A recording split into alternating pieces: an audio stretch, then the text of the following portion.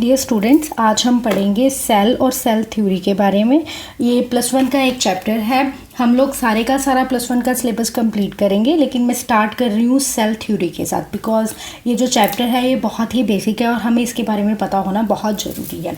तो सबसे पहले जो सेल है भाई, वो किसने देखा, किसने ऑब्जर्व करी कि ऐसी कुछ चीज़ होती है? तो रॉबर्ट हुक नाम के एक साइंटिस्ट थे। वो क्या करते थे, वो इंस्ट्रूमेंट्स की एक लैब में काम करते थे। नियर अबाउट 1662 में कई इंस्ट्रूमेंट्स की, लंदन में कई इंस्ट्रूमेंट्स की लैब में काम करते थे। तो उन्होंने सबसे पहले इसको ऑब्जर्व किया था। वो मैथमेटिशियंस थे। उन्हें देखा कि एक स्ट्रक्चर अपने माइक्रोस्कोप के अंदर, तो उसमें ऐसे कुछ कंपार्टमेंट्स बने हुए हैं, ठीक है, ऐसे कुछ रूम्स जैसे स्ट्रक्चर्स बने हुए हैं। तो ये रूम वाले स्ट्रक्चर क्या है, ये कंपार्टमेंट्स क्या है? तो ऐसे कंपार्टमेंट्स को देख के उसको क्या याद आया? उसको याद आया सेलुला। सेलुला का मतलब क्या होता है? सेलुला का मतलब कंपार्टमेंट्स ही होता है, छोटे छोटे रूम्स, एक स्पेसिफिक टाइप के कंपार्टमेंट्स को सेलुला बोलते हैं। तो उसको सेलुला याद आ गया। क्या याद आया? सेलुला। तो उसने सेलुला से ही क्या नाम रख दिया? सेल। क्या नाम रख दिया? सेल। ये जो छोटे छोटे कंपार्टमेंट्स आप देख पा रहे हो, इसको सेलुला बोलते हैं। इसी से रॉबर्ट हुक ने क्या नाम रख दिया? सेल रख दिया। और ये सब रॉबर्ट हुक ने किया कब? ये सब रॉबर्ट हुक ने किया नियरली इन 1662 में, ठीक है, नियरली इन 1662 में उसने ये सब ऑब्जर्व किया था। उसके बाद उसने 1665 में एक बुक लिखी भाई, ठीक है। वो बुक क्या थी? माइक्रोग्राफिया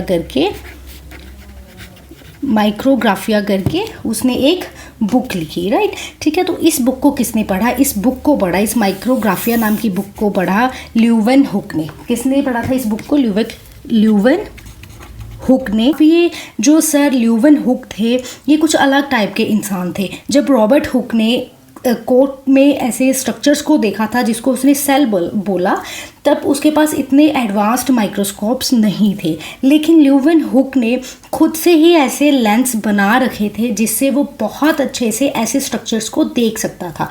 तो उसने क्या किया, रॉबर्ट सर की पूरी बुक जो थी माइक्रोग्राफिया, उस पूरी की पूरी बुक को उसने स्टडी किया और उसके बाद उसने खुद से एक पॉन्ड से वाटर लिया और उस वाटर को माइक्रोस्कोप के अंदर सारा का सारा कुछ ऑब्जर्व किया। देन ही केम टू नो कि जो उसने बोला था, दैट स्ट्रक्चर बोला था, उसने डेड सेल को देखा था। देन ही came to learn more about the living cells. मतलब हम क्या बोलेंगे कि फर्स्ट जिंदा सेल था वो किसने देखा था? ल्यूवेन हुक ने 1673 में। रॉबर्ट ने जो देखा था दैट वाज डेड सेल।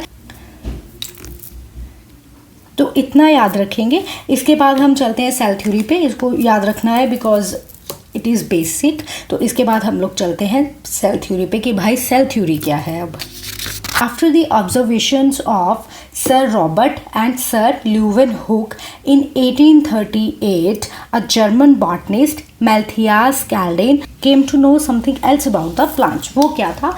वो जो भी था उसको हम कंबाइन करके पढ़ते हैं सेल थ्योरी। सेल थ्योरी को स्टार्ट करेंगे तो सबसे पहले हम लोग पढ़ेंगे एम्स कैडेन के बारे में। ये क्या थे? ये जर्मन के बॉटनिस्ट थे और इन्होंने हमें बताया कि जिन कंपार्टमेंट्स की बात सर रॉबर्ट ने करी है, वैसे कंपार्टमेंट से ही क्या बनते हैं? प्लांट्स बनते हैं। तो इन्होंने प्लांट सेल के बारे में बताया। उसके बाद थियोडोर स्कैवन ने 1839 में हमको ये बताया, ये वो जोलॉजिस्ट, उन्होंने 1839 में हमको ये बताया कि not only the plant cells, animal cells do also exist, ठीक है। तो उन्होंने हमें ये बात क्लियर कर दी थी कि प्लांट्स और एनिमल्स जो हैं ये किस चीज़ से बने हुए हैं? सेल से बने हुए हैं। कौन सी सेल? वो कंपार्टमेंट, वो सेलुला, वो सेल जिसकी बात सर रॉबर्ट ने करी थी, ठीक है। तो उन्होंने, सर स्कैवन ने प्लांट्स और एनिमल्स दोनों को अच्छे से उनकी डिटेल स्टडी करी और देन ही केम टू नो दैट कि जितने भी लिविंग ऑर्गेनिजम्स होंगे वो सारे के सारे किस चीज़ से बने होते हैं?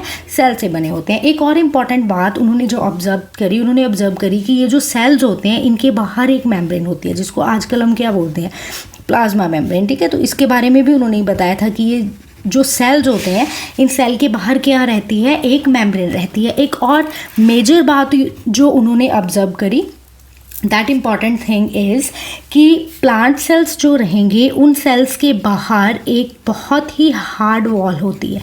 We all know that cell wall is present only in plant cells. लेकिन जो एनिमल सेल्स रहेंगे, प्लांट्स के बाहर तो हार्ड वॉल रहती है, लेकिन जो एनिमल सेल्स होते हैं उनके बाहर ऐसी कोई भी वॉल नहीं होती। तो ये सब हमको किन्होंने बताया था? सर थियोडोर स्कैवन ने।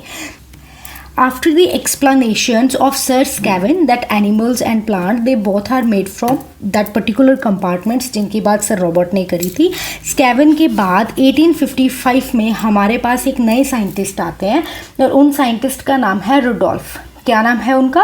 रुडोल्फ, याद रखेंगे। उन्होंने एक ऐसी इम्पॉर्टेंट बात हमें बताई कि उन्होंने सर रुडोल्फ ने हमें एक ऐसी इम्पॉर्टेंट बात बताई जिससे क्या हुआ, जो सेल थ्योरी है वो और भी अच्छी हो गई। उन्होंने बोला कि जितने भी सेल्स बनेंगे भाई, वो सारे के सेल्स कहाँ से बनेंगे? प्री एग्जिस्टिंग सेल से। मतलब पहले कोई सेल होगा, उस सेल से डिवाइड होके जो न्यू बॉडीज़ बनेगी वो कहाँ से बनेगी? प्री एग्जिस्टिंग सेल से बनेंगे। मतलब new sales arise from the pre existing cells. जितने भी सेल्स होते हैं वो कहाँ से बनते हैं? प्री एग्जिस्टिंग सेल से।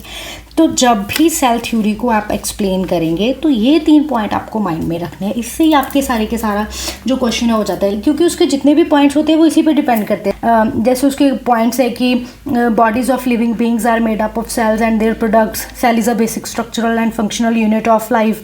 ठीक है, तो सेल कैन सर्वाइव इंडिपेंडेंटली। और क्या होता है? Life exist only in cells because all the activities of life are performed by the cells, right?